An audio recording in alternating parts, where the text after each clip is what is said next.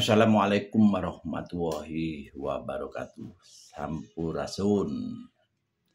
Saya ini mantan ASN ya. Jadi ngalami presidennya Pak Harto sampai sekarang ya.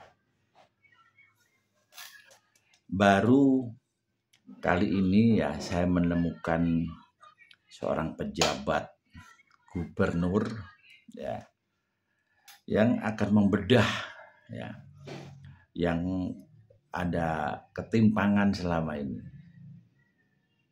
Makanya apa yang dilakukan gubernur itu out of the box. Kenapa dia begitu beraninya ya? Ya kalau menurut saya bukan menabrak aturan ya. Jadi aturan-aturan yang ada yang sekiranya kurang pas itu dia berani ya untuk bertindak out of the box tadi. Itu semata-mata tidak melanggar aturan ya, tapi beliaunya ini punya dasar pemikiran ya, efisiensi ya, terkait dengan rapat di hotel ya. Kenapa KDM tidak setuju ya? Hanya saya itu tahu gitu loh ya. Di saat biasanya itu sudah mendekati tahun anggaran ya, itu yang namanya kunjungan kerja, terus rapat di hotel ya, terus wisata ya, wisata kerja, dan banyaknya rapat-rapat ya, kajian segala macam, itu yang terjadi seperti itu ya. Makanya KDM ini berani ya melakukan efisiensi dan istilahnya sembodo ya. Menurut zaman saya itu nggak ada ya seorang gubernur yang mengalahkan KDM itu dengan kinerjanya.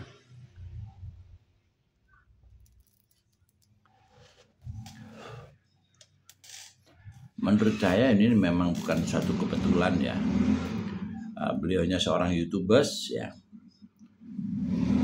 Penghasilannya dari YouTubers memang cukup besar ya. Tapi karena sudah didasari dengan hati yang peka peduli ya, dia nggak menumpuk harta ya. Dia tahu di saat berkonten ya itu setiap kontennya itu penghasilannya luar biasa ya. Nah dari situlah ya dia paham ya, terima dan kasih ya, itu yang dia lakukan ya. Hampir setiap event ya, setiap momen ya, gubernur itu selalu ada aja ya yang mendapatkan rezeki dari KDM ya. Contoh waktu pembukaan MTH ya yang ada di Serang ya, Soreang ya, Soreang Bandung, itu beliaunya langsung mengeluarkan bonus 40 juta ya bagi pembaca Al-Quran sebagai pembukanya ya. Beliaunya sangat menghargai ya, berproses dipercaya menjadi pembuka acara dan membacakan ayat suci Al-Quran, itu perjalanannya panjang. Langsung ya.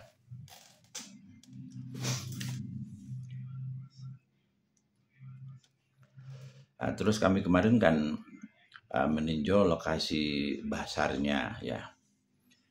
Dari situ ya, di saat bupati ini ya katanya punya nyali, menurut saya bukan punya nyali lah ya. Itu menurut saya suatu kesalahan besar ya. Di saat KDM masih dikritisi ya. Padahal kalau misalkan saya aja orang kecil saya mengkritisi ya. Di saat saya melihat basar itu sepi ya, itu sebenarnya terenyuh saya, karena saya sudah ya puluhan tahun lah ya saya melihat berbagai gaya kepemimpinan ya. Kalau saya ingat, saya dulu waktu saya di bupatinya waktu itu Pak Hamid ya, beliaunya dari TNI ya. Itu setiap ada basar itu beliaunya selalu mengunjungi basar ya, dan memborong produk-produk dan diberikan pengunjung ya. Jadi setiap ada basar itu paling nggak pelaku UMKM itu mendapatkan rezeki ekstra. Tapi nggak tahu ya kemarin yang terjadi itu kayak apa. Tapi saya lihat secara nyata bahwa keluhan dari yang berjualan di pasar tadi ya, jadi bupati itu nggak ada inisiatif misalkan untuk jajarannya itu berbelanja. Nah, kita tahu ya sekarang itu gampangannya ASN itu tunjangannya ada ya, terus di samping tukin juga ada TPP ya, jadi gajinya besar. Nah, di situ mestinya ya bupati itu menginstruksikan lah ya bawahannya untuk membelanjakan, berbagilah dengan pelaku UMKM. Saya melihat UKM itu miris, makanya saya selama saya jadi ASN ya hingga pensiun saya memang komitmen ya kepada rakyat kecil ya. Jadi saya merasakan betul ya. Jadi pergantian pejabat, gubernur ya sampai presiden ya, itu saya nggak pernah mendengar ya adanya masyarakat paling bawah ini menerima manfaatnya ya. Paling ya hanya bansos ya, BLT ya dan lain sebagainya.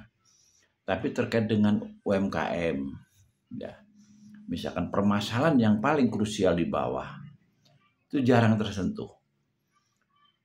Nah, dari situlah ya saya perjalanan kami ya hampir 25 tahun ya untuk memperjuangkan rakyat miskin tadi ya saya bukannya sok-sokan ya, bisa dilihat di media saya Warisbi ya, itu sudah ada ribuan liputan, belum lagi di Facebook,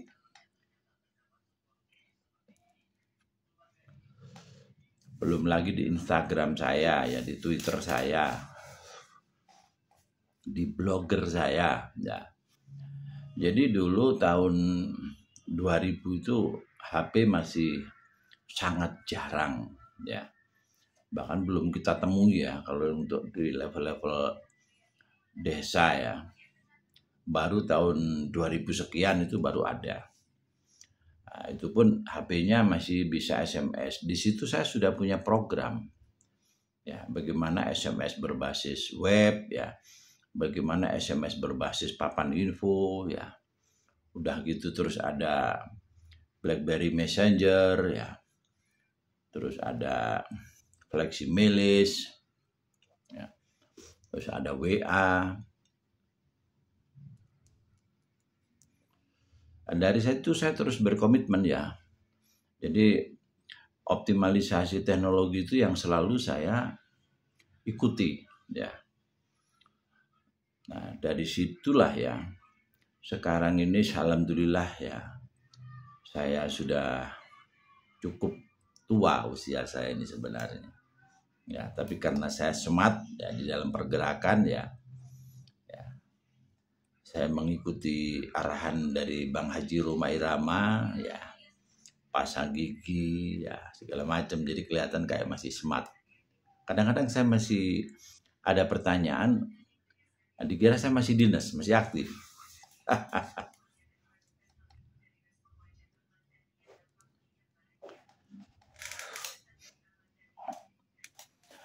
Jadi siapapun ya, jadi kalau misalkan kelasnya bupati, wali kota ya, DPR ya, kami bukannya melecehkan lah ya, tapi di saat mengkritisi ya apapun kebijakan dari KDM itu pasti dibully oleh masyarakat. Karena KDM ini sudah terlanjur dicintai oleh masyarakat, dan masyarakat jangan dianggap bodoh lah ya. Di saat masyarakat itu sebenarnya juga sudah jenuh ya melihat pemerintahan yang selama ini ya. Soalnya yang selalu sering kita dengar itu ada korupsi yang triliunan lah, yang miliaran lah. Bahkan saya juga karena saya sebagai pelaku ASN ya. Jadi di era saya masih aktif itu, selevel kabit aja juga sudah bisa luar biasa kayanya ya, dari korup tadi.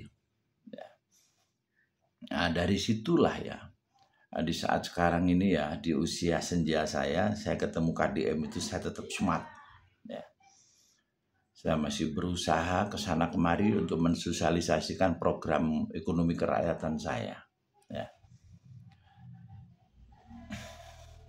Jadi salah satu yang sekarang ini lagi saya sosialisasikan ya, 1 RT, 1 outlet UMKM. Ya. Harapan saya 1 RW ini ada 1 YouTube channel.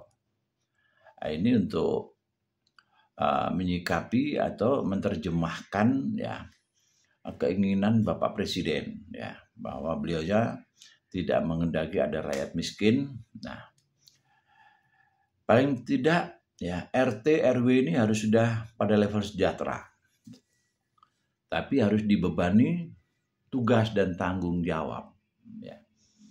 Jangan RW RT ini gampangannya rasio untuk sejahtera itu masih jauh ya.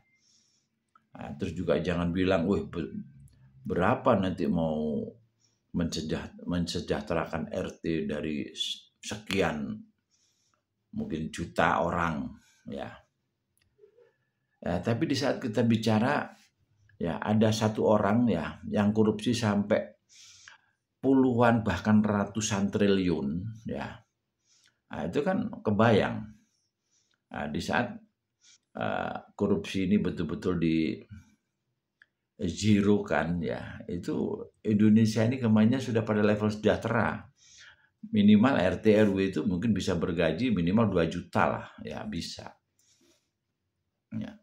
Makanya besar harapan kami ya, RT RW itu kita perhatikan kesejahteraannya, tapi disertai dengan tanggung jawab. Jadi bagaimana masalah kebersihan ya, bagaimana masalah kepekaan kepedulian, dan ya harapan saya juga ustadz ini juga harus sejahtera, tapi juga disertai adanya tanggung jawab, tambahan tanggung jawab ya. Yang jelas ustadz yang dia lakukan sudah luar biasa ya. Jadi banyak ustadz yang mengelola TPH ya, itu nggak ada gaji dari pemerintah ya, nggak ada kesejahteraan dari pemerintah ya, adanya berupa honor-honor ya, atau nggak tahu sifatnya itu bantuan atau gimana ya. Padahal ustadz ini gampangannya yang berpotensi ya mencetak akhlak ya. Ya, tapi karena pemerintah ini perhatiannya itu kurang ya, sehingga ya mengalir seperti yang sekarang ini terjadi. Makanya saya berharap ya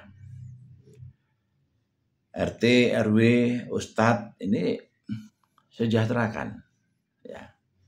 Dengan adanya zakat, infak, sedekah ini, harapan saya nanti disitulah ya ustadz harus serius bagaimana mensosialisasikan ya, dan bagaimana juga ustadz ini juga kita berikan tugas tambahan ya, mensejahterakan umat Islam ya. Di saat zakat, infak, sedekah ini misalkan sukses ya, itu memang masyarakat itu maksud saya itu ustadz itu sangat memungkinkan ya untuk kita berikan tugas tambahan dan kita sejahterakan ya dengan adanya zakat, infak, sedekah tadi ya. Kenapa Ustadz saya ajak untuk bikin YouTube ya, untuk pengimbangan, untuk ngimbangi lah ya, untuk mengimbangi ya dunia internet ini ya. Kalau misalkan masing-masing Ustadz ya, misalkan setiap RT itu setiap RW itu tergerak ya, untuk membuat YouTube channel dan bertausiah ya, dan mendoakan masyarakat-masyarakat di sekelilingnya tadi untuk sejahtera. Dengan adanya YouTube channel ini, harapan saya ini sebagai media ya, media untuk merubah mindset masyarakat ya, merubah karakter masyarakat ya. Nah, di saat satu RW ada satu YouTube channel, di situ Ustadz kita perankan, insya Allah ya. Jadi akhlak itu betul-betul akan terbangun ya. Memang harus ada kesejahteraan gitu loh ya. Kalau zamannya Pak Harto dulu ya, kelompok pencapir itu kenapa sukses ya? Karena kelompok pencapir dulu itu yang dilibatkan itu kebanyakan kepala sekolah ya. Kepala sekolah, PPL ya, itu dilibatkan. Mereka-mereka yang sudah bergaji. Makanya sekarang KDM itu berharap itu seperti itu ya. Jadi para ASN yang sudah punya tukin ya, yang sudah mendapatkan TPP juga, itu juga tergerak hatinya ya, untuk bagaimana berkinerja itu betul-betul didasari dengan kepekaan, kepedulian ya, betul-betul didasari dengan hati ya. Bagaimana dengan dia punya gaji yang dari rakyat yang cukup besar tadi, itu punya tanggung jawab ya, untuk sesuai dengan tupoksinya ya. Makanya di saat kapan itu KDM pernah mewawancarai ya, bukan wawancara ya, menemukan satu kasus ya, seorang ASN yang males dalam berkinerja gitu tuh, ditanya katanya dia juga tetap berhak mendapatkan tukin ya dan TPP. Nah inilah ya, jadi KDM itu sangat marah melihat yang seperti itu. Makanya berbagai kebijakannya dari KDM ini alhamdulillah ya, saya kalaupun saya tiap hari itu nggak selalu mantang nih ya nyetel YouTube, tapi segala apa yang disampaikan KDM berupa kebijakan-kebijakan tadi saya sempat melihat.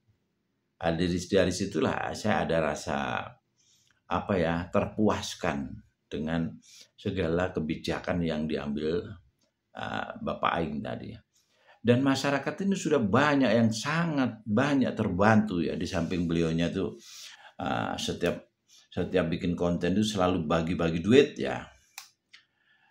Terus ada masyarakat yang diuntungkan kaitannya dengan bagaimana mendisiplinkan anak-anaknya ya. Mendisiplinkan anak-anaknya ya, mulai anak balita ya sampai anak pelajar. Di saat terkait dengan pemberlakuan jam malam, ya ini kan sangat membantu orang tua. Ya.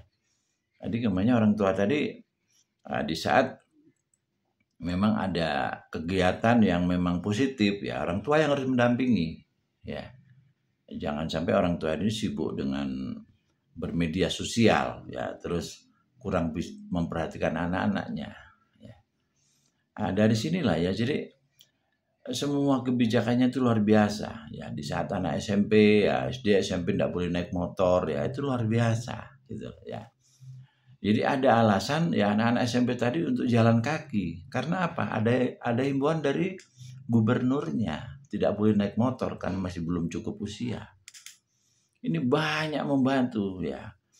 Makanya dari situ siapapun ya, baik kamu bupati ya, wali kota ya, mau gubernur ya, mau DPR ya, bahkan menteri sekalipun ya, kalau misalkan ada kebijakan-kebijakan ya atau semacam sindiran ataupun kritikan yang mengarah ke KDM itu pasti dibully ya.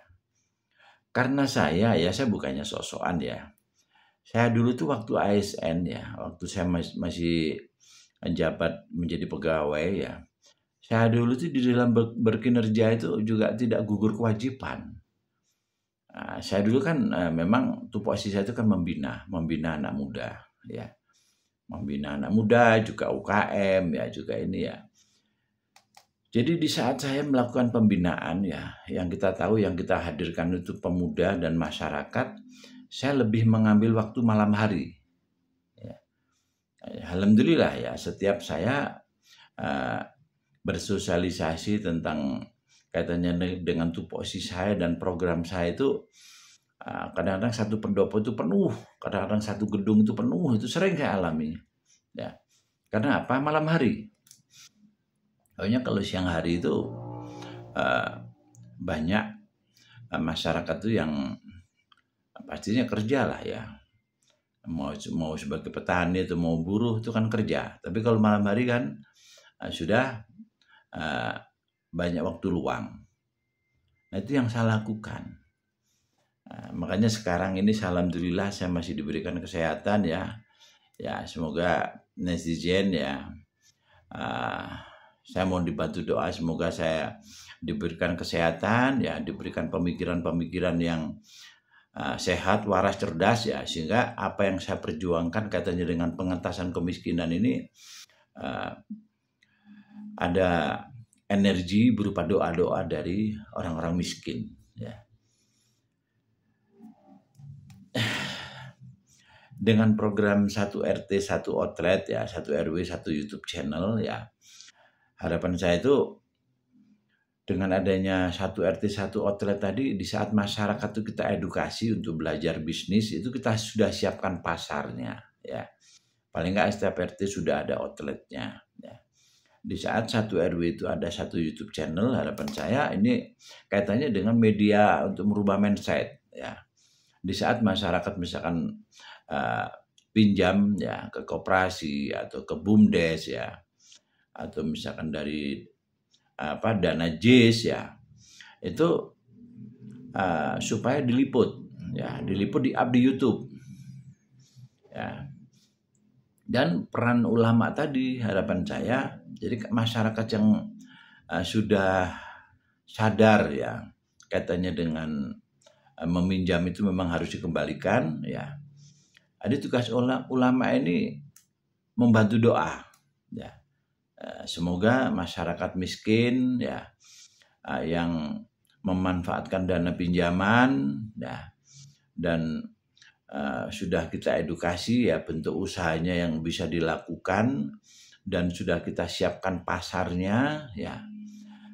Semoga ini menjadi sebuah solusi ya.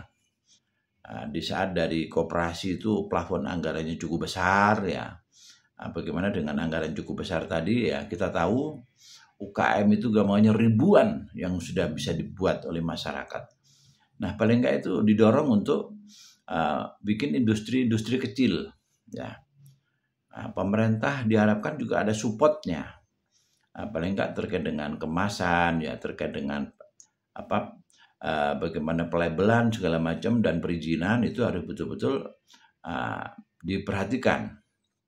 Nah dari sini pastinya anggaran cukup besar ya, di saat pemerintah harus memperhatikan misalkan bagaimana produk-produk tadi di packing dengan benar, terus pelabelannya ya, itu membutuhkan dana yang besar ya pastinya lah ya.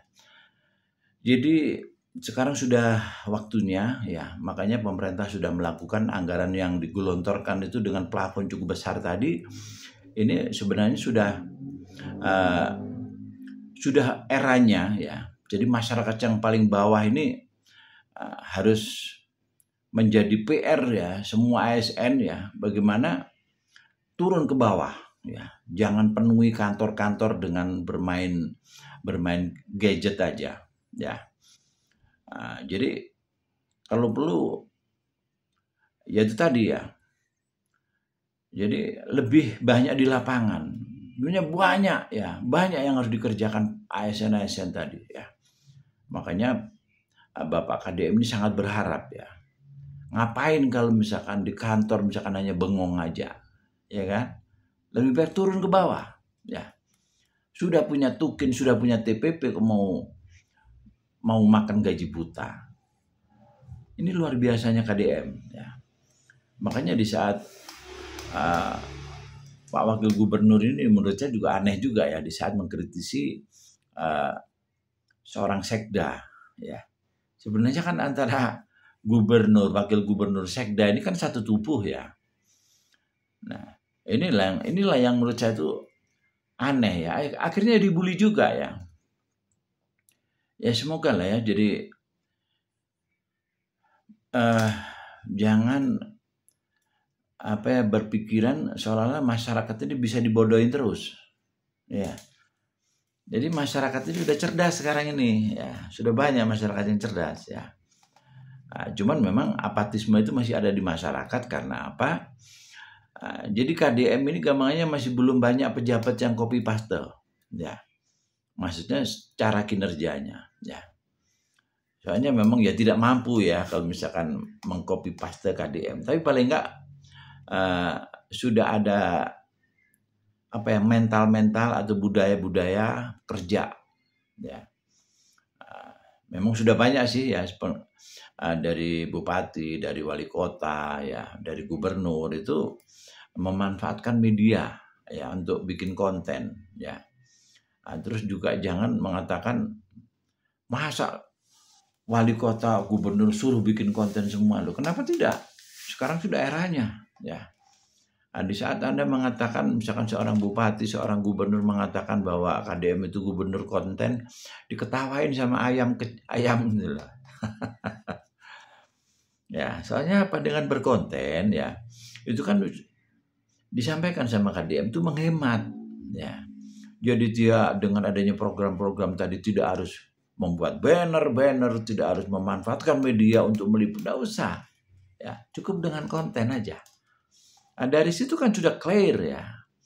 Dari situ ada efisiensi yang luar biasa ya. Dari penggunaan anggaran. Ya. Makanya untuk itu, mari ya para pejabat ya. Pejabat mulai gubernur, bupati, wali kota ya sampai menteri sekalipun itu turba ke bawah. Ya. Sekarang itu permasalahan yang paling krusial itu adalah Bank Emo dan UMKM ya. Ketersediaan lapangan pekerjaan ya, lapangan pekerjaan itu yang menjadi masalah yang krusial. Nah untuk itu para pejabat ini di saat betul-betul mau turun ya, banyak yang harus dikerjakan. Jangan malu-malu lah ya, awali ya kinerja itu dengan turun ke bawah, ya, turun ke bawah. Ya, semoga bupati, wali kota, gubernur ya ini menginstruksikan ya, jadi semua karyawannya itu supaya ada kecenderungan untuk turun ke bawah. Banyak yang harus dikerjakan. Ya, bagaimana merubah mindset ya, bagaimana anak-anak kecil ya, budak letik ini ya, itu juga harus mulai diperhatikan. Ya. Jadi dinas pendidikan tadi, nah bagaimana paling nggak ada program ya. Setiap desa itu paling nggak harus ada kaulinan budak letik. Nah, jadi sentra permainan untuk anak-anak. Nah, sehingga anak-anak ini ada ruangnya untuk berinteraksi sesama anaknya. Ya, dari Kominfo misalkan. Ya. Nah, bagaimana dengan adanya YouTube channel tadi, berikan ruang kepada anak-anak muda itu untuk berinovasi, berkreasi. Ya. Jadi berikan ruang ya untuk Kominfo ya. Untuk grup-grup lansia yang seperti saya ini ya. Ya itu juga ada PR besar juga ya untuk pejabat ini ya, bagaimana untuk para pensiunan tadi kalau bisa tetap difungsikan ya sebagai orang-orang yang punya manfaat di lingkungan ya. Sehingga dari para pensiun yang masih segar ya, itu ada juga ruang berkegiatan yang sifatnya sosial, itu ada juga. Kan berarti banyak ya. Banyak yang harus dikerjakan. Dari situlah ya. Semoga aja para pejabat yang sudah meniru Bapak KDM ini ya, dilancarkan rezekinya, dimudahkan segala urusannya ya. Dan rezeki yang didapat itu penuh keberkahan ya. Hentikan mental korup ya, bertransformasilah terang benderang ya. Jangan hanya memikirkan dunia, pikirkan juga akhirat ya. Mulai ASN paling bawah itu sudah punya tanggung jawab. Ya, tanggung jawab pastinya dipertanggungjawabkan dunia akhirat. Berpikirlah ke sana ya. Di saat kamu ingin merubah mindset yang gampang ya, berpikirlah bahwa kamu besok itu mati. Ya, dari situ berarti Anda harus bagaimana menjadi orang yang manfaat sebelum mati. Ya, itu kata-kata pamungkas saya, ya, biar ada percepatan, ya. Bagaimana di saat kamu mati itu paling nggak sudah meninggalkan gading. Ya, semoga ya untuk perjalanan saya yang 25 tahun berada di masyarakat dan 25 tahun saya berusaha kerja produktif, ya. Kalaupun secara ekonomi itu gampangannya tertatih-tatih, ya, tapi secara jiwa saya punya semangat untuk berjuang. Ya, soalnya apa? Jadi pejabat era tahun 90-an itu nggak ada yang namanya tukin, TPP itu udah ada. Yang ada itu disekrap sama pejabat. Ya, sudah gaji kecil, ya, itu masih disekrap sama pejabat. Ya, itu nasibnya para ASN yang angkatan tahun 90-an. Ya, semoga pemerintah ini mestinya harus juga ada perhatian, ya, untuk para ASN, ya. Yang angkatan tahun 90 itu paling nggak harus ada reward lah, ya. Ada penghargaan, ya. Karena waktu itu kalaupun belum ada tukin, belum ada TPP, punya kinerja. Ya. Mungkin itu akhir kata. Wassalamualaikum warahmatullahi wabarakatuh.